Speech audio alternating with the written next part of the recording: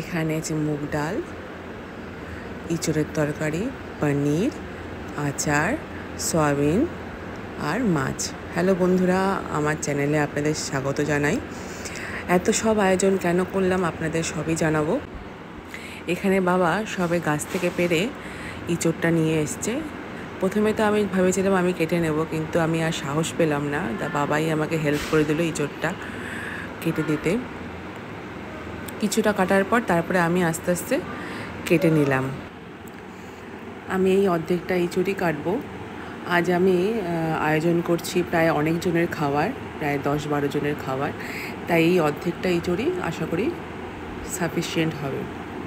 আমি আস্তে আস্তে ছালটা ছাড়িয়ে তারপর গোট গোট করে ইঁচড়টাকে কেটে নেব। অনেক দিন বটির ইউজ করা হয় না, বাট তাও আশা করি ভুলিনি বটি ইউজ করতে। ভিডিওটা লাস্ট পর্যন্ত অবশ্যই দেখবেন। আমি লাস্টে মেনশন করেছি কেন আমি এত এই আয়োজন করেছিলাম। আর আমার ভিডিও ভালো লেগে থাকলে প্লিজ শেয়ার করবেন। আমার ইঁচড়টা মোটামুটি কাটা হয়ে গেছে। আর এখানে আমি নিয়ে নিচ্ছি পেঁয়াজ, আমাদের ঘরের ক্ষেতের পেঁয়াজ। তো আমি পেঁয়াজটাকে কেটে নেব।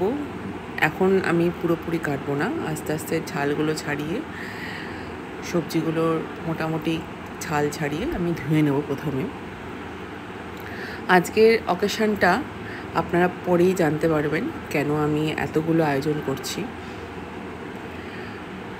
আর পুরোটা আমি করিনি আয়োজন। আজ আমরা বান্ধবীরা মিলে সবাই কিছু না কিছু আয়োজন করছে। তা আমি যা আয়োজন করছি সেই প্রিপারেশনগুলোই আমি আপনাদের সাথে শেয়ার করছি।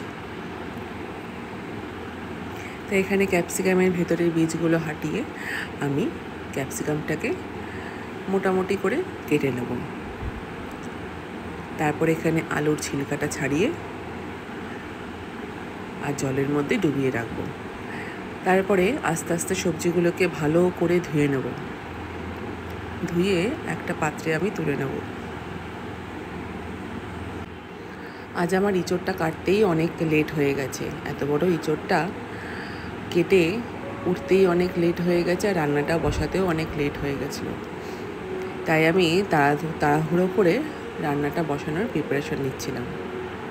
এখানে আমি ইঁচড়টা ভালো করে ধুয়ে নিয়েছি, যেহেতু আমি ইঁচড়টা আগে ধুইনি। এখানে ভালো করে ধুয়ে আমি ইঁচড়টা আলাদা পাত্রে তুলে নিলাম। এরপরে আমি ডালটা বসাবো। ডালটা এখানে আমি নিয়েছি মুগ ডাল, আর মুগ ডালটা আমি শুকনো খোলায় ভালো করে নেড়ে নেব। নেড়ে যারা এরকম টাইপের টেক্সচার হয়ে যায় সেরকমভাবে ভেজে আমি একটা পাত্রে তুলে এটাকে একটু জলের মধ্যে ভিজিয়ে ঠান্ডা করে নেব।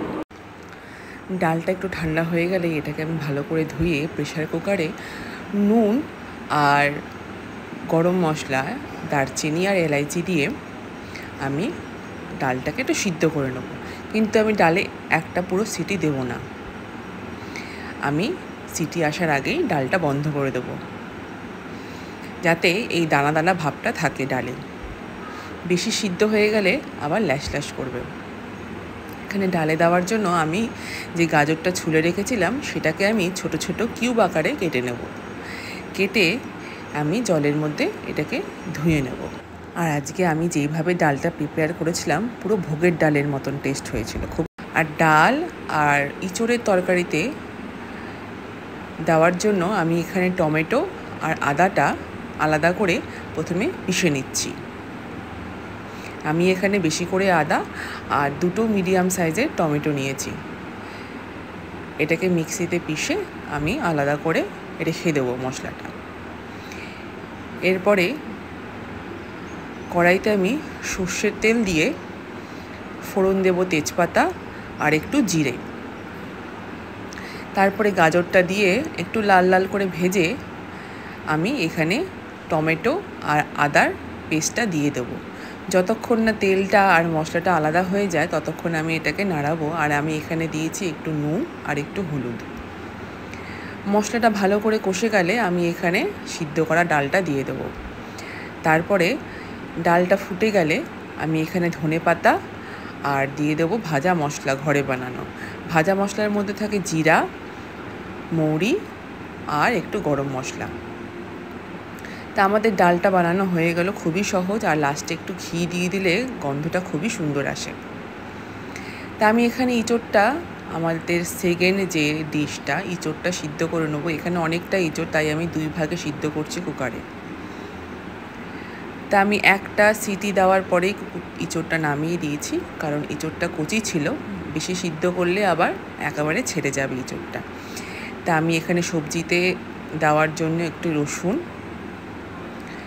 আর 3টে মিডিয়াম সাইজের পেঁয়াজ কেটে পেস্ট করে নেব। আর এখানে নিচ্ছি টক দই। এই মশলাটা আমি 2টো সবজির জন্য প্রিপেয়ার করছি। আমি যে পনিরের সবজিটা আপনাদের দেখিয়েছিলাম, সেই পনিরের সবজির জন্য আমি এখানে 400 গ্রাম পনির গরম জলে একটু ভাপিয়ে নিয়ে রেখে দেবো। রেখে কিউব আকারে এটাকে কেটে নেব। কিউব আকারে কেটে আমি যে মশলাটা, দইয়ের মশলাটা বানিয়েছিলাম, সেটা দিয়ে ম্যারিনেট করে প্রায় 30 থেকে 45 মিনিট রেখে দেবো।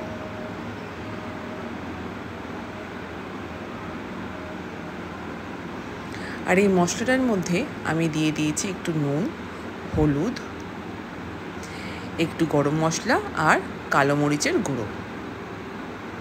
পুরো মশলাটা দেব না, কিছুটা মশলা এখানে দিয়ে বাকিটা আমি তুলে রাখবো ইঁচড়ের জন্য। আর এখানে ম্যারিনেট করে রেখে দেবো। তা ইঁচড়টা সিদ্ধ 2 ভাগেই হয়ে গেছে আমার। ইঁচড়টাকে আমি এবার হলুদ আর একটু মাটন মশলা দিয়ে কিছুক্ষণ মেখে তারপরে এটা ভাজবো আমি। এতে স্বাদটা খুব সুন্দর আসে। তেলটা গরম হয়ে গেলে আমি এক একে ইঁচড়টা ভেজে নেব একটু লাল লাল করে। ইঁচড়টা বেশি কড়া করে ভাজবো না, হালকা হাই হিটে হালকা করে লাল করে ভেজে নেব। তারপরে ইঁচড়টা পুরো ভাজা হয়ে গেলে আমি একে 5 চামচ তেল আর ফোড়নে দিয়েছি একটু জিরে আর পেঁয়াজ দিয়ে, পেঁয়াজটাকে যতক্ষণ ব্রাউন কালার না হয় ততক্ষণ ভেজে একটু দিয়ে দেবো কাটা আলু। কাটা আলুটা হালকা ভাজা হয়ে গেলে এখানে আমি যে আগে পিষে রেখেছিলাম টমেটোর মশলাটা, সেটা দিয়ে দেবো। এখানে তেল আর মশলাটা সেপারেট হয়ে গেছে। এবার আমি দিয়ে দিচ্ছি দইয়ের মশলাটা। এই দইয়ের মশলাটা ভালো করে আমি স্লো ফ্লেমে, স্লো হিটে আমি ভালো করে কষিয়ে নেব। এখানে দেখছেন যে তেল আর মশলাটা একেবারেই আলাদা হয়ে গেছে। এরপরে আমি দিয়ে দিচ্ছি এখানে মাটন মশলা, নুন, আর এটাকে কষিয়ে নেবো আর একটু। এরপরে যেটুকু মশলা লেগে আছে ওটা জলে ধুয়ে ওটা, সেই জলটা আমি দিয়ে দেবো। দিয়ে ইঁচড়টাকে আমি কড়াইতে ঢেলে নেব। আর ইঁচড়টা আস্তে আস্তে ভালো করে মশলাটা মিশিয়ে আমি ঢেকে দেব। এখানে আমি কোনো বাসনই খুঁজে পাচ্ছিলাম না, তাই আমি এখানে এই বাসনটাই ইউজ করেছি, কিছু মনে করবেন না। এরপরে ইঁচড়টা ভালো করে সিদ্ধ হয়ে গেছে, আলুটাও খুব সুন্দর সিদ্ধ হয়ে গেছে। এখানে আমি আমার লাস্ট যে ডিশ সেটা প্রিপেয়ার করছি। যে পনিরগুলো আমি ম্যারিনেটে বসিয়ে রেখেছিলাম সেটাকে আমি তেলে ভেজে নেব। ইচ্ছা তো ছিল পনির টিক্কা করার, কিন্তু যে টুথ স্টিকগুলো হয় সেগুলো আমি জোগাড় করতে পারিনি আগের দিন, খুব ঝড় বৃষ্টির জন্য। তাই এখানে আমি আস্তে করে হালকা করে এটাকে ভেজে একটু গোলমরিচ আর নুন দিয়ে সুন্দর করে টস করে বেশ ভালোই লাগছিল খেতে, ভেজে তুলে নেব। আর আজকের অকেশনটা আমরা সব বান্ধবীরা মিলে এক বান্ধবীকে স্বাদের ট্রিট দিয়েছিলাম। সবাই কিছু না কিছু রান্না করে নিয়ে এসেছিলো। যদি আপনাদের এই ভিডিওটা ভালো লেগে থাকে অবশ্যই লাইক করবেন। বাই।